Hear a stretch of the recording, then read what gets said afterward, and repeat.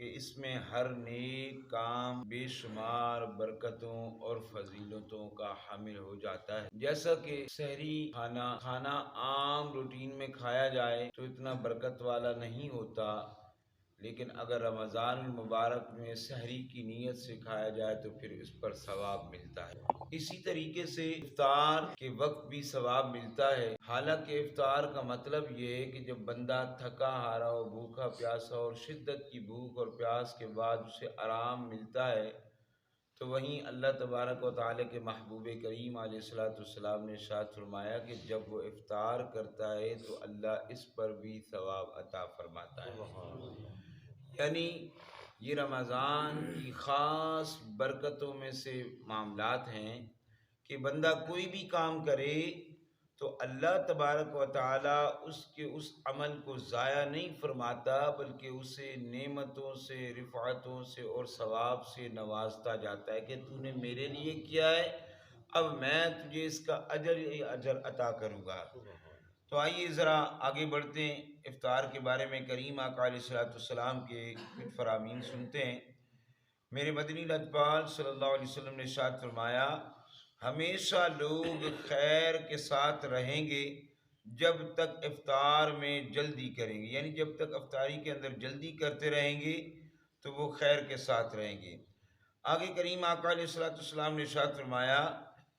میری امت میری سنت پر رہے گی جب تک افطار میں ستاروں کا انتظار نہ کرے، یعنی اگر کوئی ستاروں کا انتظار کرے گا کہ تارے تھوڑے نکل جائیں پھر افطار کریں گے، تو فرمایا کہ وہ لوگ میری سنت پر نہیں رہیں گے، وہ خیر پر نہیں ہوں گے، کیونکہ خیر کس میں تھی؟ حضور نے فرمایا جلدی کرو، جیسے ہی وقت ہو فوراً افطار کر لینا چاہیے، لیکن جو دیر کرے تو وہ خیر میں بھی نہیں اور حضور کی سنت پر بھی نہیں۔ پھر کریم آقا علیہ الصلوۃ والسلام ارشاد فرماتے ہیں، اللہ عز و جل فرماتا ہے، میرے بندوں میں مجھے سب سے زیادہ پیارا وہ ہے جو افطار میں جلدی کرتا ہے، یعنی اللہ کو بھی وہ بندہ پسند ہے جو افطار کے اندر کیا کرتا ہے؟ جلدی کرتا ہے۔ تو آگے کریم آقا علیہ الصلوۃ والسلام نے پھر ارشاد فرمایا یہ دین ہمیشہ غالب رہے گا جب تک لوگ افطار میں جلدی کرتے رہیں گے کہ یہود و نصارہ تاخیر کرتے تھے، یعنی حضور نے ارشاد فرمایا کہ یہ دین اس وقت تک غالب رہے گا یعنی جب تک لوگ افطار کے اندر جلدی کرتے رہیں گے، کیونکہ یہود و نصارہ دیر کرتے تھے تو اس لیے ان کی مخالفت جو ہے اسی کے اندر خیر ہی خیر ہے۔ تو انسان کو چاہیے، مسلمان کو چاہیے کہ وہ اپنے آقا کے فرامین پر عمل ضرور کرنے کی کوشش کرے۔ آگے کریم آقا علیہ الصلوۃ والسلام نے ارشاد فرمایا، جس نے کسی غازی یا حاجی کا سامان سفر تیار کیا یا اس کے پیچھے اس کے گھر والوں کی دیکھ ریکھ کی یا کسی روزہ دار کو روزہ افطار کروایا تو اسی بھی انہی کے مثل اجر ملے گا، اس کے اجر میں بغیر کسی کمی کے۔ اب یہاں پر حضور علیہ الصلوۃ والسلام ایک ترغیب ارشاد فرما رہے ہیں کہ وہ ترغیب کیا ہے؟ فرمایا کہ تم کسی کو افطار کرواؤ تو یہ ایسے ہی ہے جیسے تم نے خود نے افطار کیا، اور فرمایا کہ اللہ تبارک و تعالی جس کو تم افطار کروا رہے ہو اس کو بھی ثواب تمہیں دے گا، تمہارا بھی ثواب تمہیں دے گا، اور جو کچھ تم کھلاؤ گے اس کو وہ بھی تمہیں ثواب اس پر بھی ملے گا۔ اور ساتھ ہی کریم آقا علیہ الصلوۃ والسلام نے ارشاد فرمایا کہ یہ نہیں ہوگا کہ جناب تم تو کسی کو افطار کرواؤ اور اس کا ثواب اسی کے پاس رہے، فرمایا نہیں، اس کا ثواب بھی تمہیں ملے گا اور ذرہ برابر بھی اس میں کمی نہیں ہوگی، ذرہ برابر بھی اس میں کمی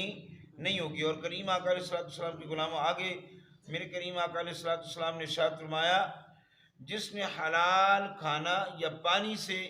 کسی مسلمان کو روزہ افطار کروایا تو فرشتے ماہ رمضان کے اوقات میں اس کے لیے استغفار کرتے ہیں، یعنی جو کسی کو افطار کرواتا ہے چاہے کھانے سے کروائے چاہے پانی سے کروائے، فرمایا فرشتے اس کے لیے ہر لمحہ اس کے لیے کیا کرتے ہیں؟ استغفار کرتے رہتے ہیں۔ اور کریم آقا علیہ الصلوۃ والسلام نے ارشاد فرمایا کہ جبریل امین علیہ السلام شب قدر کی رات اس کے لیے استغفار کریں گے، کس کے لیے؟ جو کسی کو روزہ افطار کروائے گا۔ اور آگے کریم آقا علیہ الصلوۃ والسلام نے ارشاد فرمایا کہ جو روزہ دار کو پانی پلائے، اللہ تعالیٰ اسے میرے حوض سے پلائے گا کہ جنت میں داخل ہونے تک پیاسا نہ ہوگا۔ یعنی یہ ایسی برکت والی چیزیں اور ایسے برکت والے کام ہیں کہ حضور فرماتے ہیں کہ اگر کسی نے روزہ دار کو افطاری کے بعد پانی پلایا، یعنی افطار کے وقت پانی پلایا، تو حضور فرماتے ہیں کہ وہ میرے حوض کے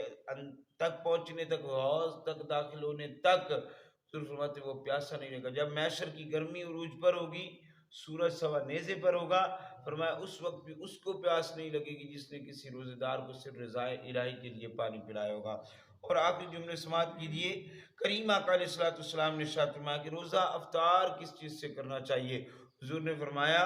کہ جب تم میں کوئی افطار کرے تو کھجور یا چھوارے سے افطار کرے کہ وہ برکت ہے، اور اگر وہ نہ ملے تو پھر پانی سے کرے کہ وہ پاک کرنے والا ہے۔ اور ساتھ ہی کریم آقا علیہ الصلوۃ والسلام نے ارشاد فرمایا بے شک روزے دار کی دعا افطار کے وقت رد نہیں کی جاتی۔ اور میرے کریم آقا علیہ الصلوۃ والسلام نے ایک بات اور بھی ارشاد فرمائی، فرمایا کہ 3 لوگ ایسے ہیں جن کی دعائیں رد نہیں کی جاتی، فرمایا ان میں پہلا وہ ہے جو روزے دار ہو تو افطار کے وقت اس کی دعا رد نہیں کی جاتی، دوسرا عادل بادشاہ جو عدل کرنے والا ہو، اور تیسرا مظلوم۔ فرمایا ان تینوں کی دعائیں رد نہیں کی جاتی، بلکہ ان تینوں کی دعاؤں کو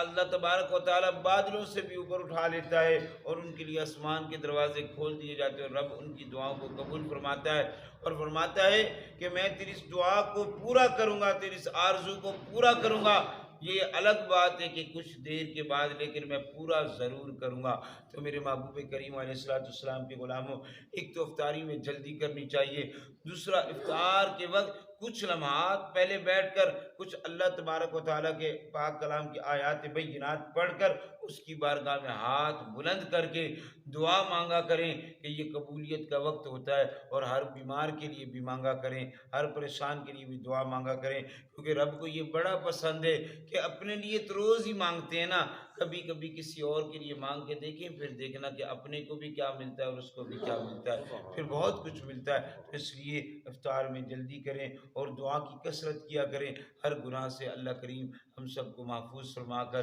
اس ماہ مبارک کی قدر کرنے کی توفیق عطا فرمائے۔ وآخر دعوانا ان الحمد للہ رب العالمین۔